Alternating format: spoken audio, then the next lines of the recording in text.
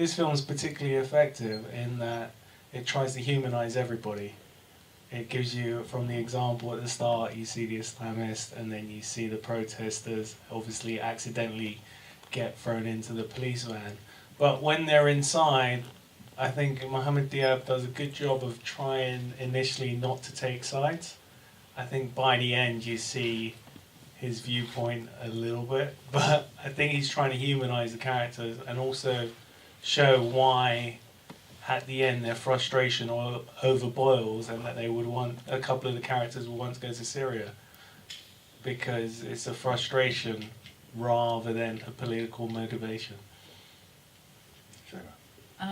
I guess, yeah, like Kaleem said, I don't know, I guess every film is different in its role in affecting people's opinion or changing minds, or it does happen, but I guess certain, over the last few years since these events, I think we've had a lot of films that have reacted to certain specific moments in history. This one is particularly interesting because it gives us a window in a certain time in the Egyptian timeline that was sort of a crack between Hosni Mubarak and Abdel Fattah Sisi now.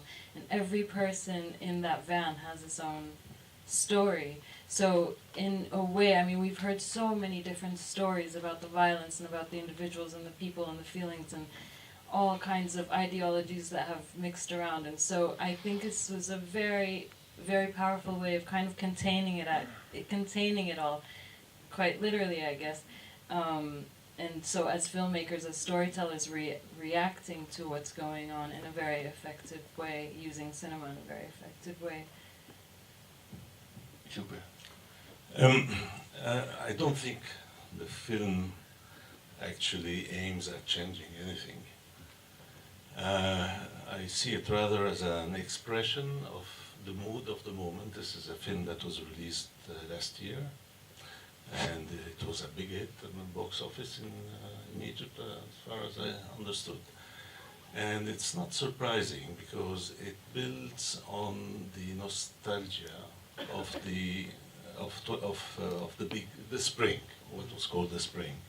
And this is the only moment when they are all happy at some point in this truck, when they remember the nice days, how nice it was, someone says. And they were all together, in the streets, on Tahrir Square, chanting against the regime. And then the message, I think, there is a message, a political thing. I mean, when people say it doesn't take sides, there is a view of the director who himself was very much involved in 2011. I read about him, but it's not surprising when you see the film. There is the blame on the Muslim Brotherhood for their sectarianism and the way they're organized within the truck and all that, and separate from the rest. And they have this idea that they are, guided by divine inspiration and this thing.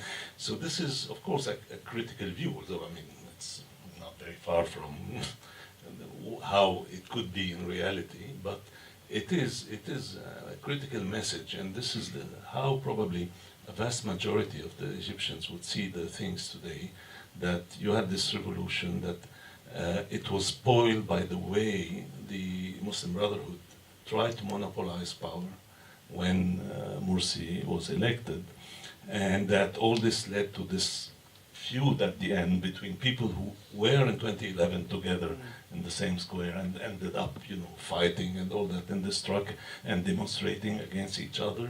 And the result is that they are all together, because that's also a part of the message, but because both sides of those who were in 2011, they were all 2011 in the spring, both sides are repressed.